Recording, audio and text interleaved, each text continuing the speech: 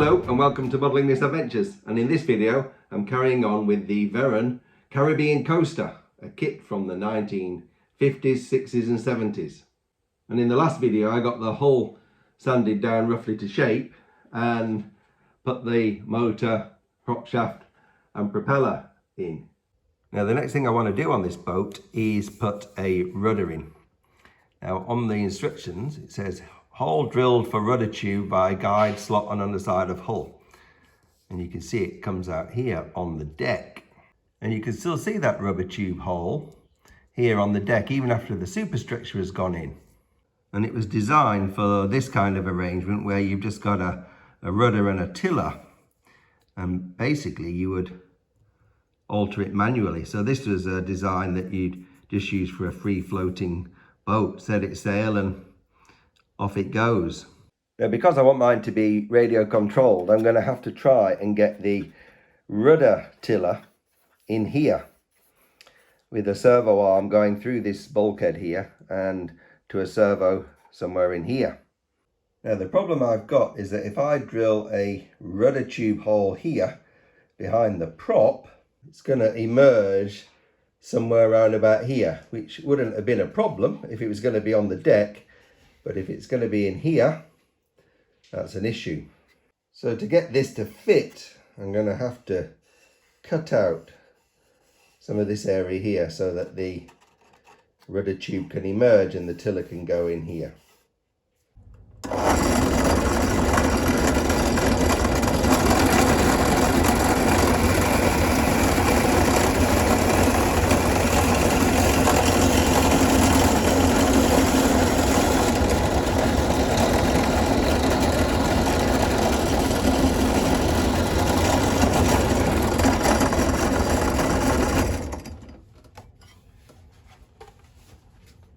I've got my hole drilled and that's where it's come out on top.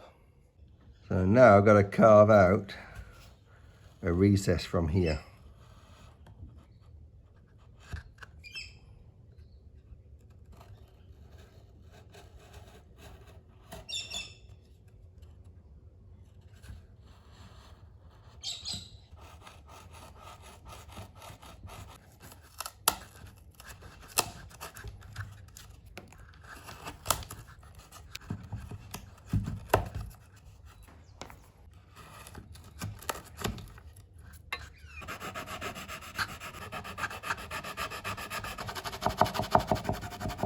Got my slot cut out, just need to repair that bit now. Now I'm going to need some hardware to make this rudder setup, and I'm going to make it myself, again from this piece of thick metal rod. Going to use this aluminium tube as the rudder tube, and I've been back on the 3D printer and I've made my own rudder here. Needs a little bit of work to smooth it off. And I've designed and 3D printed my own tiller that will go onto that rod, and then it will tighten on with a nut and bolt.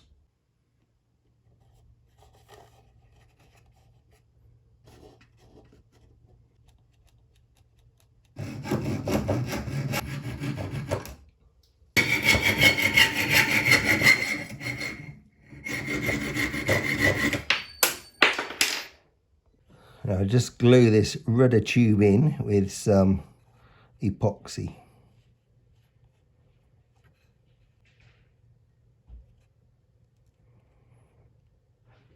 So I've got my rudder tube in.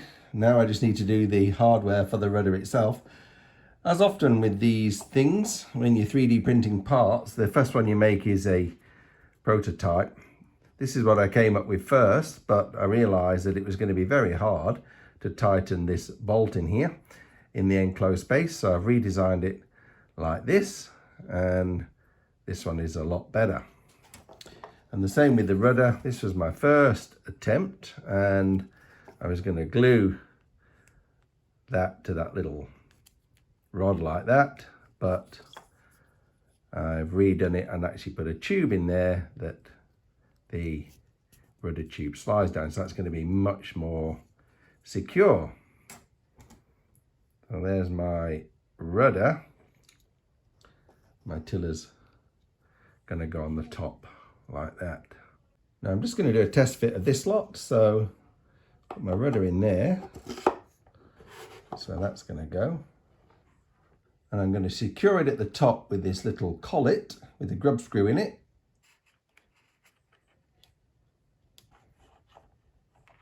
And this is my tiller, so I can put a nut in there and then be able to clamp it shut with this little 3mm bolt.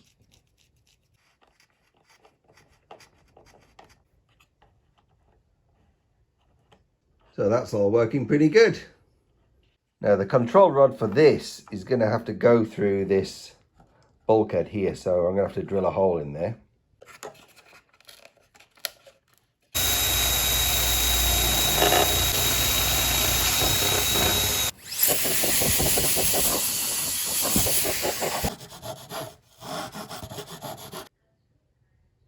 Now I'm just going to do a servo setup now. Control rod in there. I'll just put that on like that. And I'm going to put my steering servo round about there. I need to lift this up a bit and just make a little servo holder. I should be able to cobble something together out of this scrap box. Right, I'm going to keep this pretty simple and just suspend this servo on something made out of this 1/2-inch balsa block.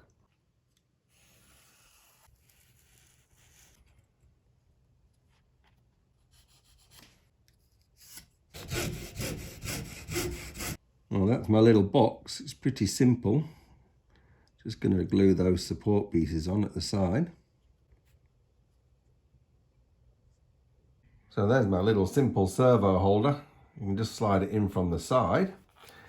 And I'm going to screw it on there, but I'm not going to use the vibration dampeners on this boat. I don't think it'll be necessary. And I'm just going to glue this to the side wall of the boat, like that.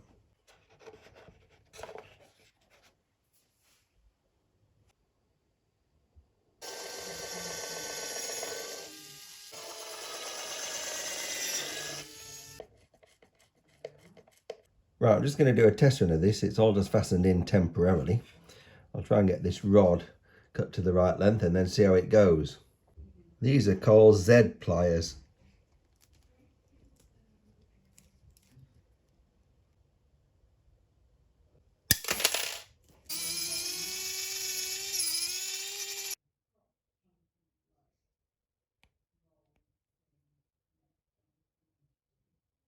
I'm just going to connect this up to the servo tester and see how it goes.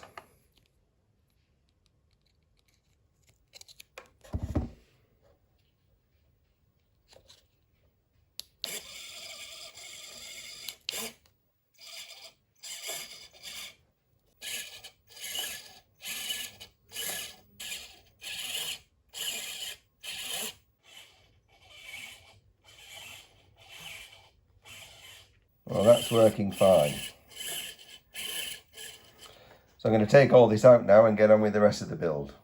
Now I'm going to turn my attention to what to do about this motor and how to control it. So as I said in a previous video, there's a lot of information online about how to control this motor with an electronic speed controller using modern equipment. But it's actually very challenging, and if you have a look at this little write-up here, you can see that it involves some quite complex electronics that I simply do not understand. And I've seen some discussions about this online, and even experts seem to have trouble in getting this to work, especially having a fully functional speed control along with reverse. And even with this complicated write-up and this description here, from what I can gather, it still didn't work as it should. So I'm not going to attempt to set it up with an electronic speed control, and I'm going to go for a different approach. So what I'm going to try to do, and I don't know how this is going to work out, but I'm going to try and attach a servo to this control arm here, which will give me forward and reverse, but no speed control. And I'm not too worried about the speed control because This type of boat only went along at a single pace anyway, pretty much. Now the problem with this control lever, as you can see here, it's got a very short throw. It only needs a tiny distance to go from forward to neutral to reverse. And it's very difficult to get a servo to go from one extreme to the other over such a short distance. Now I'm only going to use a very simple radio setup in this boat.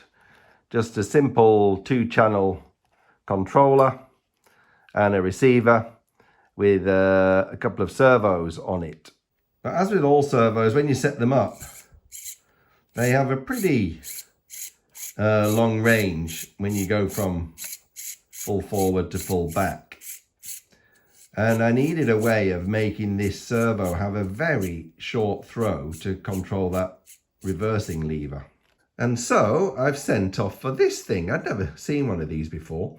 This is called a Servo travel tuner, and it allows you to set the endpoints of the range of the servo from full one direction to full the other. Now it's pretty simple to set this up. All you need to do is put it in the wires between the servo and the receiver.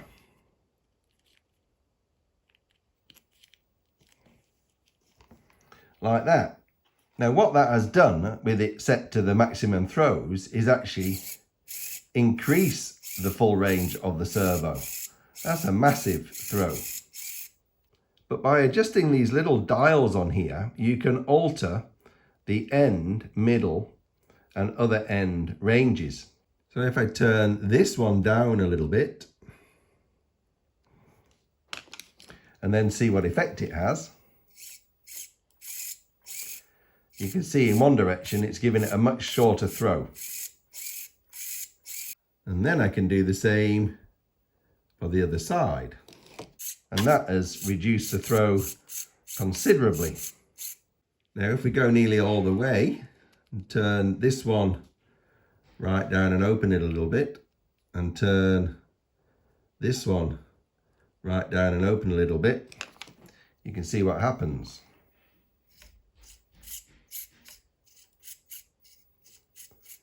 So I should be able to set this up to give the exact throw to change that control lever from forward to neutral to reverse. So I think this is going to be the game changer. Now to control this, I could try and mount my servo right there with a very short linkage, but it's all a bit cluttered and untidy. I'm not keen on it there. I'm actually going to mount my servo here opposite the rudder servo, which will look a lot neater and tidier.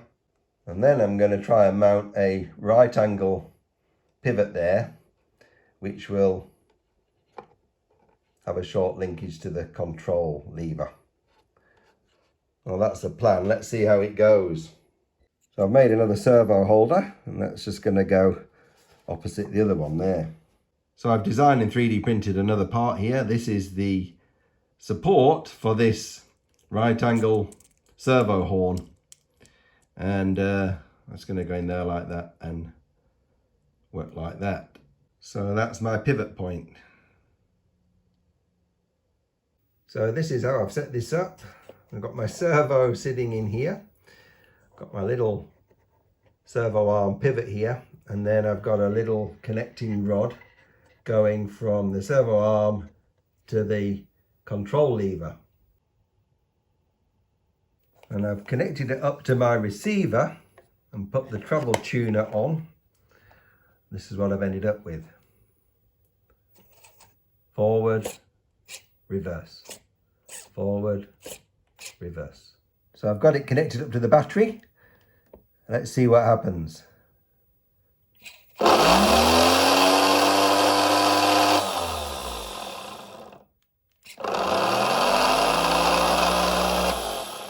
Whee!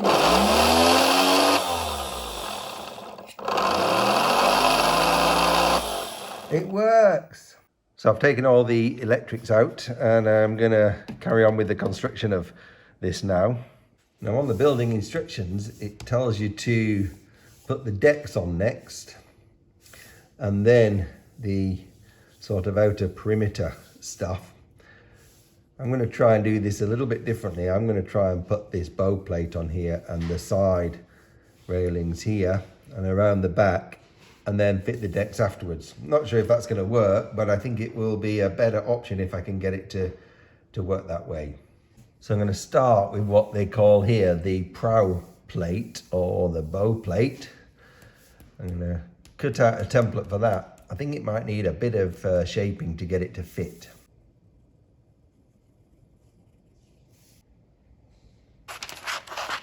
Now I'm going to go and cut this out, but I'm going to cut it a bit oversized and then sand it back to shape.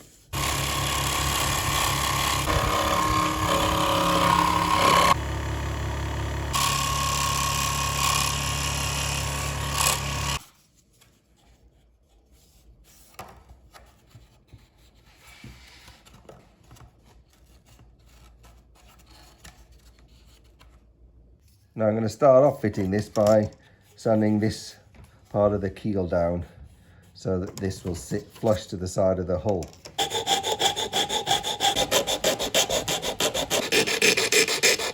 Now I'm going to put some pins around here to hold that strip against.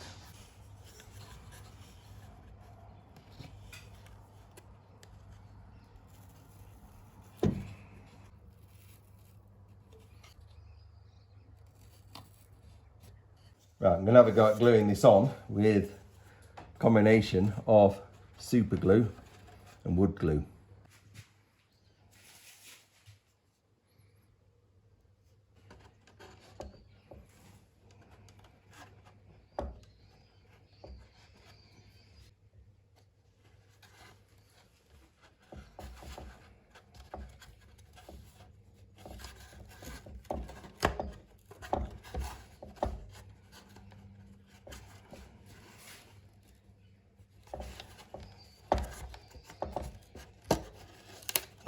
No.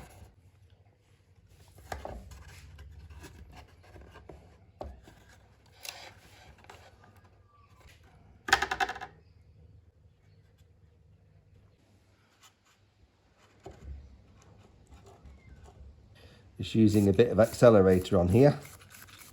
Look at these fingers, covered in super glue. Now that was a nightmare to get on. I did expect it to be. It's not a perfect fit. So I've got a great big gap there to fill. And the wood didn't want to hold. Always trying to fall off. Anyway, it's on. It looks a bit of a mess. Bit of a dog's breakfast, but I'll be able to fix it up.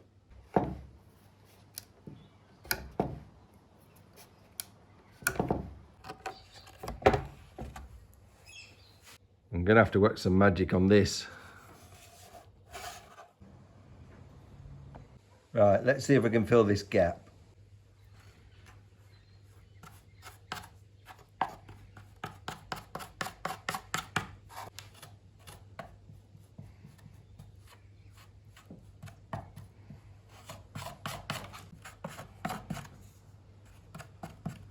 Very nice. There'll be some skilled model boat builders cringing at this. I'm dreading the comments. Let's give this a bit of a sanding.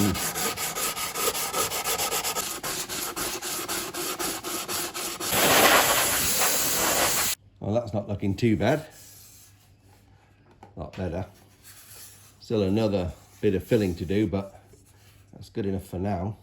Right, next up, I'm going to cut out these side pieces here and fasten them on.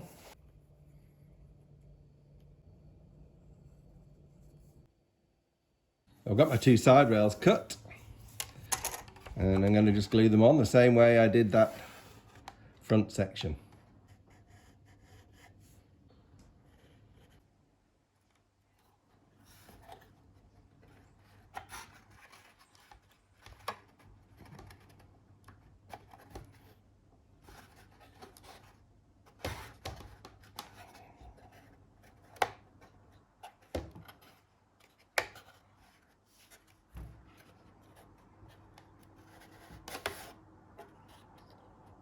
Well, that was a lot less stressful than putting the front end on.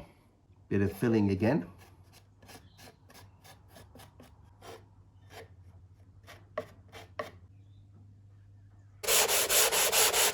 Well, that's looking pretty nice. Now I'm going to skip a few steps for this next bit. I'm not going to put this superstructure on just yet. I'm not going to finish that bit off. I'm going to jump to this bit and put these side pieces on to join up with the edges that I've just done on the front and the side of the hull. So now I've got my rear superstructure piece here. It's going to go on there. But first it needs to be tidied up and have some holes cut into it. So I need to cut these windows out now, and the only way I know of doing it is to drill holes and then try and connect them all up.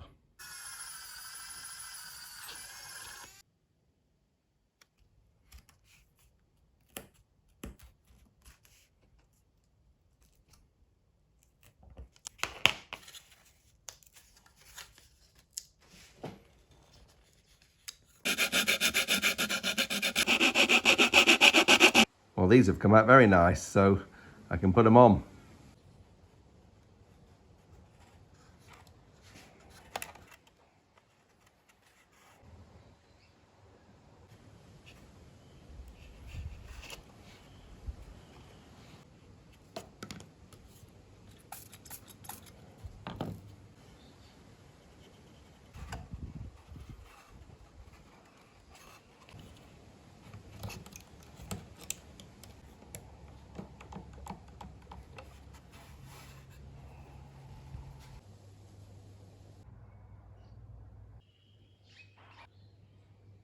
Another bit of sanding.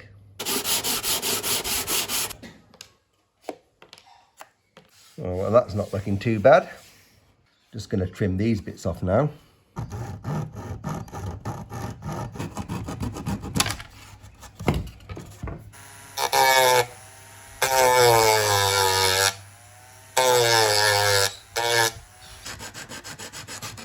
Well, I'm pretty happy with that. The outside of the hull is looking pretty nice. It's all smooth along the edges. I think that's a good place to stop now, because next time I'm going to start working on this hull and waterproofing it and probably painting it. So that'll be for the next video. But for today, that's it. Hope you enjoy seeing this coming along. And with that, I'll say thanks for watching, and I'll see you next time on Modelling Misadventures.